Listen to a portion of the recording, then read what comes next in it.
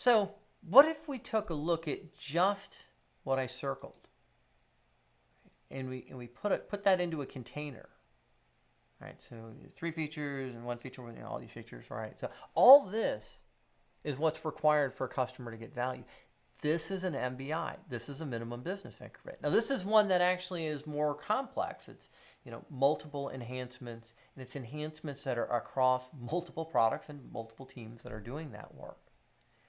But if we're able to do this and release it, well, we're going to get some benefit from doing that. For one, right, our customers can start using that functionality and maybe sell them more product, generate more transactions, right? Maybe we're alleviating some form of risk, or making sure if we've got, we're in a regulated industry, we're a financial institution, we're going to stay in compliance, right? Maybe we're able to keep up with our competition.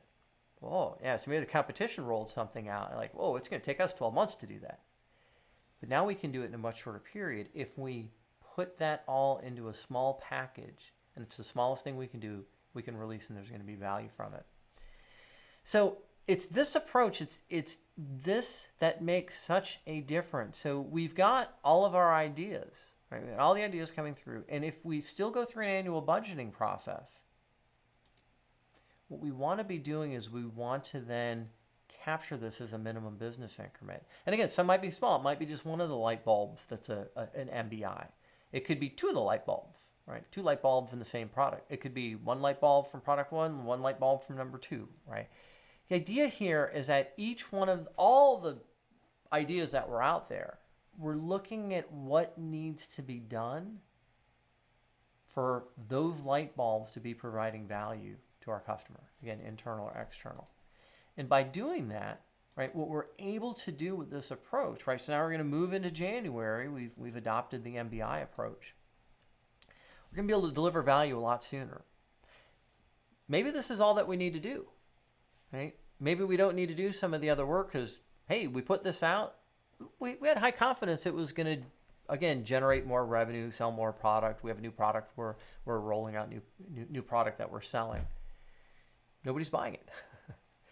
So, of course, we have other things we can look at. Did we coordinate with the supporting value stream? Did, again, our marketing campaign, is there somebody out there selling it? Is there good awareness of this?